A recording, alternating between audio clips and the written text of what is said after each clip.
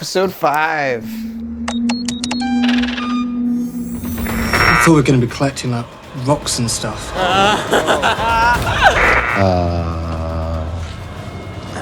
Somebody put fingerprints on my window. Have you seen my wiener? You must have left the top open.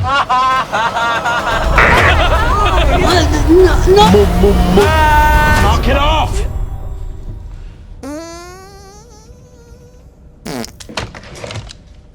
I work with retards. This is the best episode thus far, but also the worst. dumbest Yeah. episode At the same time. and the most pointless episode. It's definitely the most pointless, based on the information that we learn. Very scant information. Something we definitely saw coming. The entire time we've mentioned this in the past, like leading up to this episode, how it's annoying that they just didn't start off the show with this episode, basically. Why does this have to come in on episode 5, showing the lead up to the ship crashing? You know, when you watch it, there's basically 2 reveals in it. And one of the reveals is like, yeah, no shit. Yeah.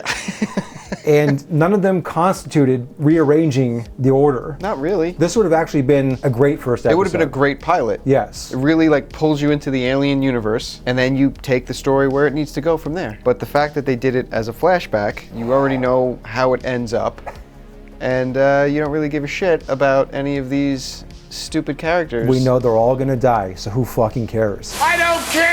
And especially in like a TV show format, when you can build up characters, actually make the audience care about them, and prolong their presence over the entire season. Well, you can't do that with these people, because you literally find out in episode 1 that they all just die. So you're not invested in any of them. And not only that, when this episode ends, there's one thing that they didn't show us that I'm still really curious about, is how all these fucking retards that work on this ship somehow collected these alien specimens. Yeah, they managed to get these aliens on board. Now they do mention like, oh yeah, some people died doing it. It's like, well, did all the smart people die collecting them? Because all that's left are the dumbest people I've ever seen on a ship. A much more interesting concept. You should have shown that. Yes, exactly. It is unreal how fucking retarded the crew is. I am not an idiot.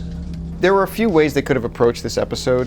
It could have been containment breach, aliens get out, and then just start attacking everybody. And they wake up from cryo, oh my god, shit's going on. They chose the route of the saboteur, which worked. I mean, I kind of like that aspect of the episode. For something to go wrong, like someone had to actually sabotage the mission. Conceptually, cool idea. Conceptually. Execution. However, yeah.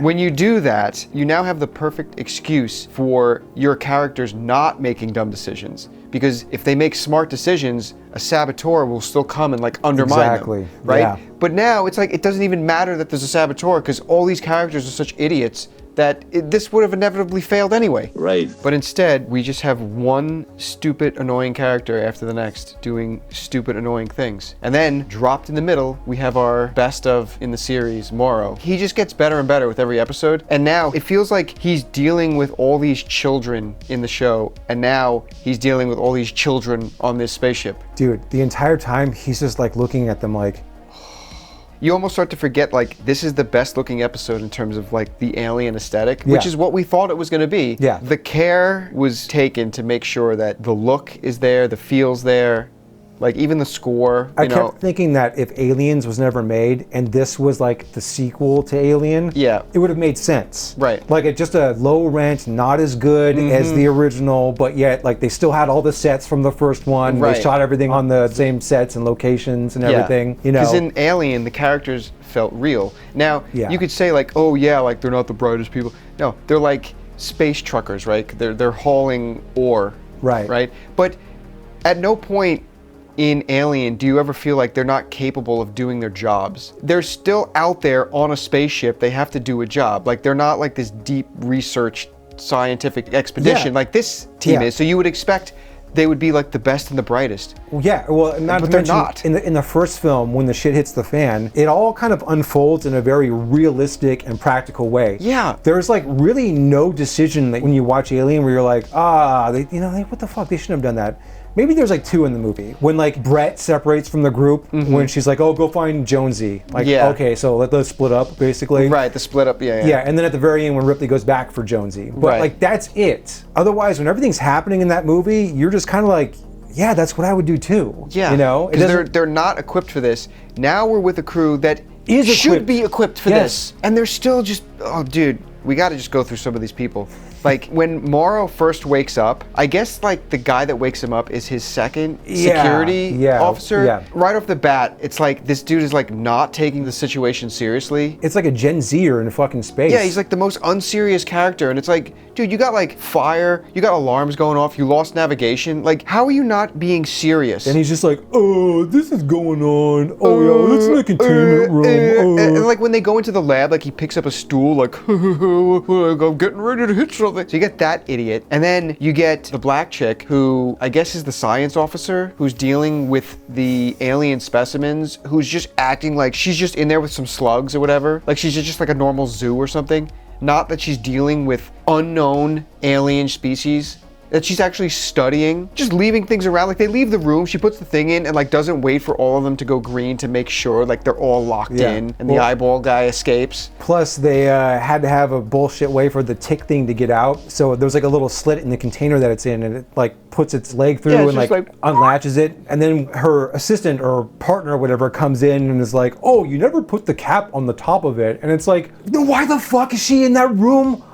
Right, no managing protocols, all these fucking nothing. aliens Right. then. Yeah. How can you forget that? Like, how can you you're right, I don't put the cap on this thing sometimes. My bad. Okay, the Michelle Rodriguez lookalike, she takes over the ship, and she's just, like, not equipped for this at all, even though she's the second in command. Yeah, well, this is the one thing that like actually surprised me about this episode. I couldn't fucking believe it, because I'm just thinking, oh my, like even the first episode when they show her, I'm like, oh god, here we go. Like, of course the captain of the ship is like this chick, you know, she becomes the de facto captain, and she sucks at her fucking job. Yeah.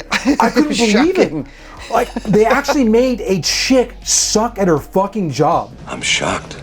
Like, she was completely guided by, or misguided, I should say, by emotion. Exactly, yeah. And irrationality. I could not fucking believe it. Fuck you. And then Morrow steps in and he's like, you know, like the fucking manual basically says that if I feel like the captain isn't doing their job, I can fucking take over, and I'm gonna do that with you. He like actually... But he doesn't. No, he gives her a shot. He gives her like a talk down, but he's still like letting her do her thing. And he's just like basically telling you like, all right, I'm gonna let you do it, but you can't fuck around. Yeah. You know?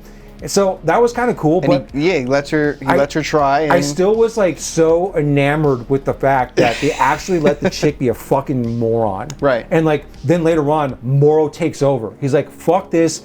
Get out of my face! You suck! I'm now in control." I couldn't believe it. Yeah, you've got all these idiot characters, and they have nothing on our space engineer apprentice, who doesn't even know what the word apprentice means. Yet he is an understudy to an actual engineer on a spaceship to what? Someday become an engineer himself? That character is literally retarded. Are you fucking retarded?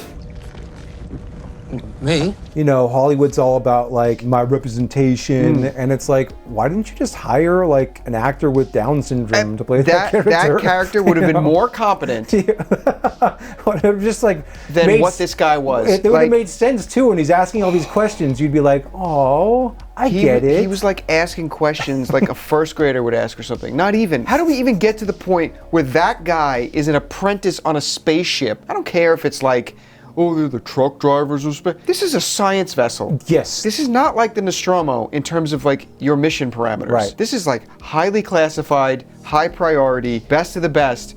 And even then, like, you spend no time with the chief engineer, who's the actual saboteur. You spend time with who you kind of think is the chief engineer. Yeah, the whole time I thought that he was like the head. knockoff James Cromwell. Yeah, exactly.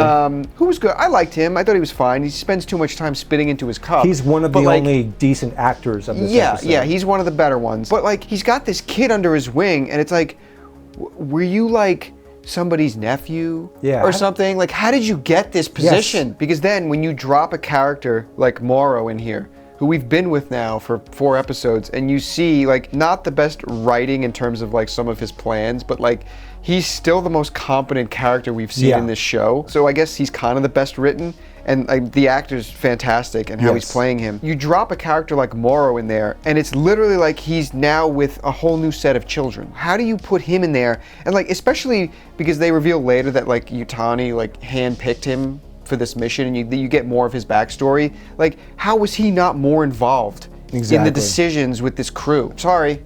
Not buying it. Bullshit. What's crazy is, out of all the shit going on with like the alien aesthetic and things that they're doing right in this episode, my favorite part of this entire episode was still like the little bit they gave Morrow where they flash back with his daughter and like he's reading the letters and you learn his daughter died. Yeah, finally, like here's a little heart and like a little emotion with a character I give a shit about. And someone who they kind of set up early on to be like this cold person who's got like no emotion. Now they're really humanizing him, and it's making him a very compelling character. Yeah. Especially when you learn that like Boy orchestrated this, and like so you're kind of like on his side a little more now. Yeah, and that's the twist. Ooh, that fucking Boy is the one that orchestrated this whole thing, and it's like, yeah, no fucking shit. Yeah, like it's just a coincidence that it just crashed right there. Yes. What are the odds that the ship crashes in his territory so he can like take the fucking specimens? If like the authorities on the show like don't see that as like suspect, then they're fucking morons too. Right, whatever authority, whatever.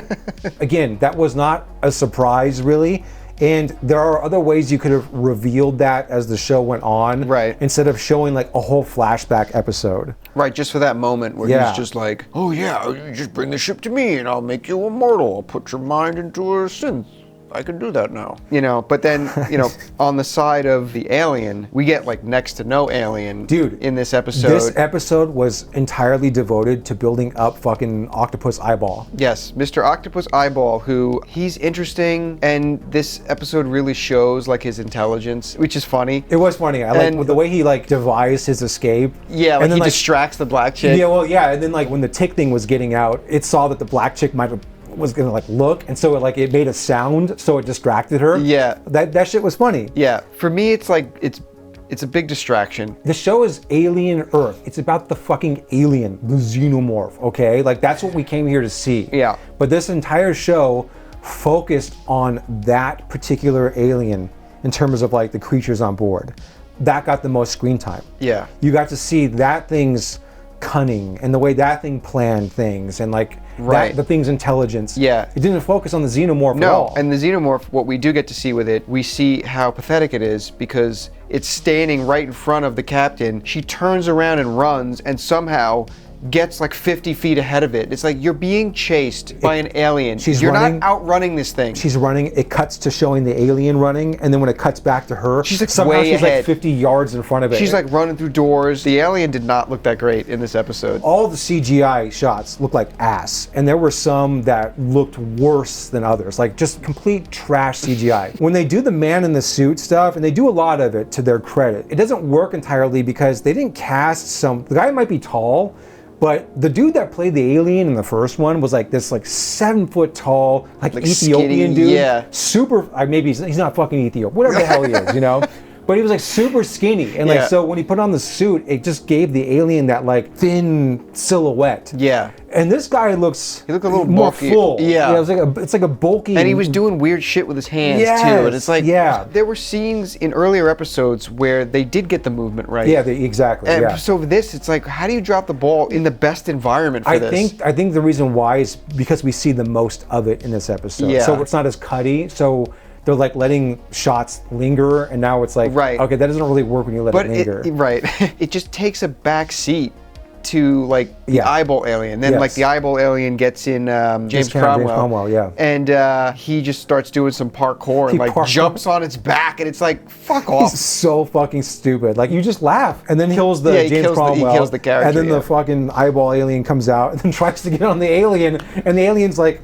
It goes running out of the room like, it's like, what the fuck?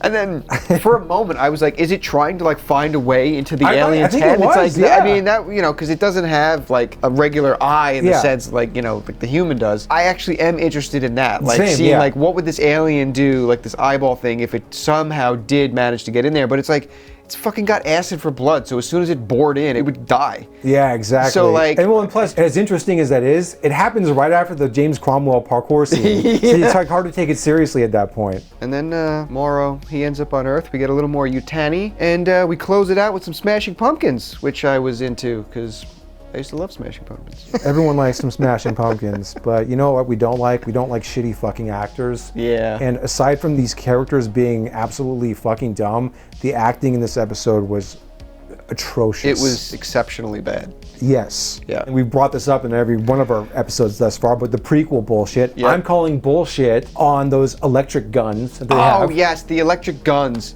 Absolute dog shit. Those things would have been very fucking handy in Aliens. Yeah. What the fuck? Yeah. And even that bullshit gun that he's got in the second episode where he shoots that like the net thing gun at him, or whatever, like, yeah. Again, very hopeful in Yeah. later Alien installments. Technology that far exceeds anything that comes half a century later. And hey, we're in the future in this show. Like, yeah, maybe it would exist, but not in Alien or Aliens. No. Like, it is a very grounded, practical Yeah. world still. If this was a sequel, and at this point in the timeline, Weyland-Yutani knew about the alien, it would make sense that they would now have these sorts of weapons to combat it so they can Sure. subdue it Yeah. and capture it. Timeline-wise, I guess leading into Alien, the Nostromo just like happens upon that location. But then going into Aliens, like Weyland-Yutani had no idea that shit was on LV-426. Yeah. Because they wouldn't have just put a colony there. And it wouldn't have just stayed there for how many decades or however long that place was there. Right. It's only when they find Ripley and she does her testimony, then Burke is like, I'm going to send people to the yes. derelict ship. Exactly. Yeah. That is the mystery about Alien. Who told the company to investigate that homing beacon? Right. Now, that could have just been something where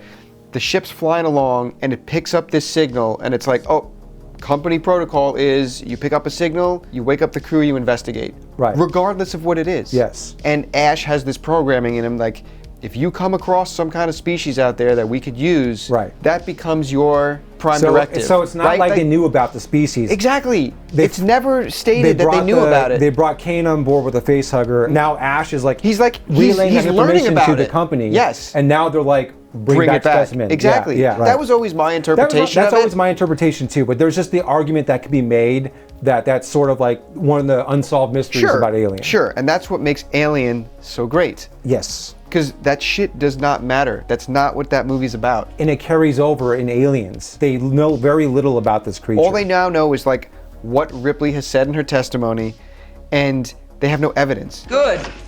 That's because I blew it out of the goddamn airlock. Burke is still like, well, no, we're still gonna go and like check this out because there's shit there we want. Yeah. You know, and they do it in that like shady way. If Weyland-Yutani knew that shit was on that planet, like they would have just sent a team there to go to that ship. Yeah, exactly. It's so frustrating because like everything they do that is a prequel to Alien is just ruining Alien more and more. It is. The same way Prometheus did, but in different ways. No, there's no black goo in this show. Hey, which we've got that. I am fucking thankful for. You don't have to think about that bullshit when you're watching this. Great. But this stuff is seriously fucking No, just like annoying. watching just even this episode, like it is just neutering the alien more and more. Yeah.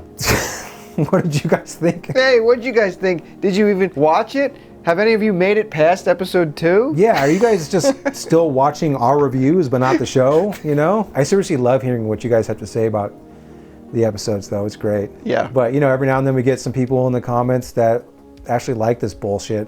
And it's fun to argue with those people. Yeah, even if we're being serious or not. But episode 6 is coming next, and we're back with Wendy and the Lost Boys. Great. Can't wait for that. Some more nibs. But now we got to go back to Neverland. Can't wait. Yeah.